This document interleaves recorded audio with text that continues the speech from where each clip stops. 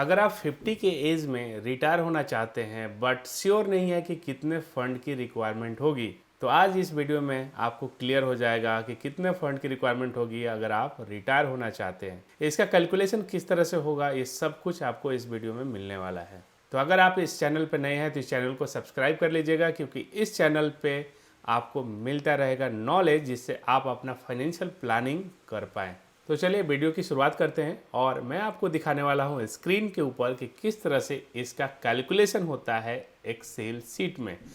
और ये पूरा डिपेंड करेगा मल्टीपल फैक्टर, और वो मल्टीपल फैक्टर क्या क्या है। तो पहला है आपका करंट एज, दूसरा है आपका करंट मंथली एक्सपेंसेस जो आप मेंटेन करना चाहते हैं रिटायरमेंट के टाइम में, ये हो गया दूसरा। तीसरा एज, जैसे मैंने एग्जांपल में बताया 50 की एज में रिटायर होना चाहते हैं, अगर आप चाहें तो इसको कम या ज़्यादा भी कर सकते हैं। और चौथा है लाइफ एक्सपेक्टेंसी, और इसका मतलब होता है कि एक पर्सन कब तक लाइव रहता है, कब तक रिटायरमेंट लाइफ जी पाता है। और इसका एक टेंटेटिव कैलकुलेशन के हिसाब से 80 का एज लिया हुआ है, आप इसको घटा बढ़ा सकते हैं। तो ये 3-4 वेरिएबल अगर आपको क्लियर है तो आप आसानी से इसको कैलकुलेट कर सकते हैं। तो चलिए शुरुआत करते हैं और कैलकुलेशन देखते हैं। इस कैलकुलेशन में आप अगर देखेंगे तो करंट एज मैंने 30 का लिया है, 30 साल का एज लिया है, और साल का एक्सपेंसेस 6 लाख रुपीज़, या मंथली आप बोल सकते हैं 50,000 रुपीज़। ये आप चेंज कर सकते हैं आपके एक्सपेंसेस के अकॉर्डिंगली। और रिटायरमेंट का एज 50, आप इसको चेंज कर सकते हैं। लाइफ एक्सपेक्टेंसी ऑलरेडी मैंने बता दिया है। तो इस एग्जांपल में देखें तो वर्किंग ईयर्स जो मिलने वाले हैं जिसमें आप फंड इकट्ठा करेंगे, या वर्किंग ईयर्स इसको इस तरह से बोल सकते हैं, वो है 20 ईयर्स, क्योंकि 30 का एज है, 50 के एज में रिटायर होना है, तो वर्किंग ईयर्स का एज जो होता है वो है 20 ईयर्स का। और 80 का लाइफ एक्सपेक्टेंसी एज है, यानी 50 से लेके 80 तक का जो एज है वो है 30 ईयर्स का, जिसमें रिटायरमेंट लाइफ एंजॉय करेंगे। यानी उस समय फंड की रिक्वायरमेंट होगी, मंथली जो एक्सपेंसेस है उसकी रिक्वायरमेंट होने वाली है। तो ये है number of years after retirement, जो कि 30 ईयर्स का है। चलिए अभी कैलकुलेशन देखते हैं। इस एक्सेल सीट में पूरा फार्मूला लगाया हुआ है, आपको ये एक्सेल सीट डाउनलोड आप कर पाएंगे, आपको अवेलेबल रहेगा कमेंट सेक्शन में, जहाँ पे आप डाउनलोड करके अपने लिए कैलकुलेट कर पाएंगे। इस कैलकुलेशन में दो और चीज़ ध्यान देना होता है। पहला है इन्फ्लेशन, क्योंकि आज जो एक्सपेंसेस है वो आज से 20 साल के बाद सेम अमाउंट ऑफ मनी में नहीं हो पाएंगे। रीजन रहेगा इन्फ्लेशन, महंगाई की वजह से उसका प्राइस बढ़ चुका होगा, इसलिए यहाँ पे ये फैक्टर ध्यान देना जरूरी है। और इस एक्सेल सीट में ये इसको फैक्टर किया गया है। यहाँ इन्फ्लेशन का रेट कंसीडर किया गया है 5% का। और दूसरा जो फैक्टर है जो ध्यान देने वाली बात है, आफ्टर रिटायरमेंट जो भी फंड एक्यूमुलेट होगा उसमें क्या एक्सपेक्टेशन रहेगा रिटर्न का, क्योंकि अभी जब आप एक्यूमुलेट करते हैं फंड उस समय हायर रिटर्न के लिए आप इन्वेस्ट करते हैं, क्योंकि आप वर्किंग एज है आपका, आप अभी कमा रहे हैं और आप जमा कर सकते हैं। बट आफ्टर रिटायरमेंट आपके पास ये टाइम नहीं रहता है कि वापस वर्किंग करें और फिर से अर्निंग करें। तो इसमें ये माना जाता है कि एक लोएस्ट रिस्क के साथ इन्वेस्टमेंट रहना चाहिए जो आपको रेगुलर अर्निंग देता रहे, रेगुलर इनकम देता रहे। तो यहाँ पे जो रिटर्न का एक्सपेक्टेशन रखा गया है वो 8% का है। चलिए तो अब देखते हैं कितने फंड की रिक्वायरमेंट होगी। तो यहाँ पे आपने 20 ईयर्स, जब एज 50 हो जाएगा तो उस समय इतना ही फंड को मेंटेन करने के लिए, इतने खर्चे को मेंटेन करने के लिए आपको उस समय चाहिए होगा 15,91,979 रुपीज़। रीजन इन्फ्लेशन 5% का। आज अगर 6 लाख रुपए लग रहा है तो उस समय 15 लाख रुपए लगने वाले हैं आफ्टर 20 ईयर्स। अब एक क्वेश्चन और आता है कि क्या ये जो एक्सपेंसेस है, इतना एक्सपेंसेस उस समय कंटिन्यू रहेगा या कुछ कट डाउन होगा, कुछ कम हो सकते हैं।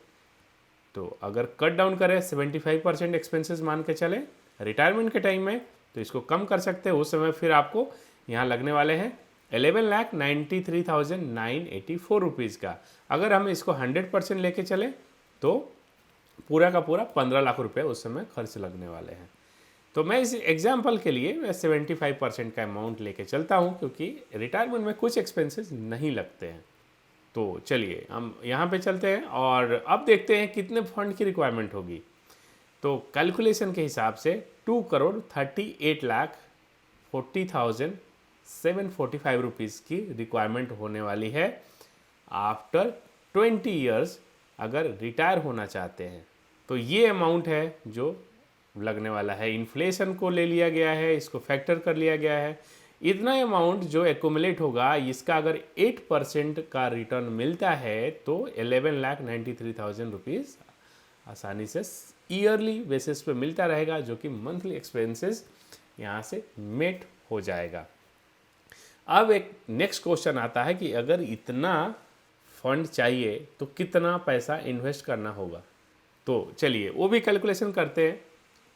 तो अब बात आती है कि हम कितना रिस्क ले रहे हैं, कितना परसेंट का रिटर्न एक्सपेक्ट कर रहे हैं।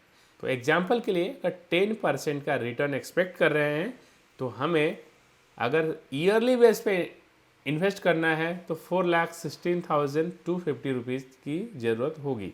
हर साल इतना पैसा जमा करना होगा रिटायरमेंट के लिए, या मंथली बेसिस पे 31,395 रुपीज़ की रिक्वायरमेंट होगी, इतना पैसा जमा करना होगा। उसी तरह अगर 12% का रिटर्न एक्सपेक्ट करें तो हमें 24,000 मंथली लगने वाला है, या ईयरली 3,30,880 रुपीज़ लगने वाले हैं।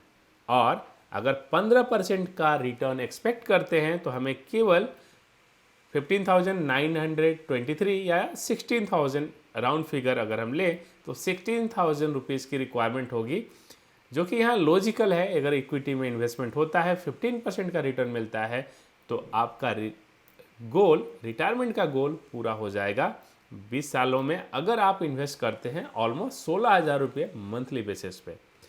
एक और क्वेश्चन आता है कि अगर आपके पास कुछ लमसम अमाउंट है जो स्टार्टिंग में आप इन्वेस्ट करना चाहते हैं तो क्या इफेक्ट आएगा। तो मान लीजिए कि आपके पास 5 लाख रुपीज़ है जो आप रिटायरमेंट गोल के लिए इन्वेस्ट करना चाहते हैं। अब यहाँ पे ड्रास्टिकली चेंज हो जाता है, क्योंकि आप वन टाइम स्टार्ट में इन्वेस्ट करते हैं जो कि 20 ईयर्स के लिए इन्वेस्टेड रहेगा। और इससे इम्पैक्ट क्या आता है, इससे इम्पैक्ट आता है अगर 12% पे देखें तो यही अमाउंट आपका 48 लाख रुपीज़ बन जाता है। अगर ये 15% पे रिटर्न में आता है तो यहाँ पे 81 लाख रुपीज़ आपका ये अमाउंट बन जाता है। और कोई भी इन्वेस्टमेंट इस एक्सेल शीट में अगर कोई भी इन्वेस्टमेंट कर रहे हैं, अगर आप इन्वेस्ट कर रहे हैं तो यहाँ पे माइनस में लिखना है, और जो आएगा वो पॉजिटिव रिटर्न होगा। तो जो आपके जेब से जा रहा है वो माइनस में होता है, माइनस साइन के साथ यहाँ पे इंटर करना होता है। तो अगर देखें तो 5 लाख रुपीज़ अगर आपके पास स्टार्टिंग में है तो आपको 81 लाख रुपीज़ का ये कॉर्पस आपका तैयार कर देगा अगले 20 सालों में, अगर 15% से रिटर्न मिलता है तो। और फिर अगर देखें कि फिर रिमेनिंग अमाउंट के लिए कितने पैसों की रिक्वायरमेंट होगी इन्वेस्ट करने की, तो ये हो जाता है 10,458 रुपीज़, 10,500 रुपये की रिक्वायरमेंट होगी मंथली बेसिस पे 20 सालों में आपका कॉर्पस पूरा होने के लिए। और कॉर्पस का अमाउंट है 1,56,57,476। ये कम हो गया है। रीज़न क्या है कि आपके पास स्टार्टिंग में अमाउंट था, अगर नहीं रहेगा तो ये अमाउंट फिर से बढ़ जाएगा। आई होप आपको क्लियर हुआ रहेगा कि कितने फंड की रिक्वायरमेंट होगी रिटायरमेंट पाने के लिए, रिटायर्ड होने के लिए, और उस फंड को एक्यूमुलेट करने के लिए मंथली बेसिस पे कितने अमाउंट इन्वेस्ट करना होगा थ्रू एसआईपी अगर मंथली करना चाहते हैं, या लमसम ईयरली बेसिस पे। तो आई होप ये कंसेप्ट आपको क्लियर हुआ रहेगा, और आगे आने वाले कुछ वीडियो में और भी क्लैरिटी आपको मिलेगा।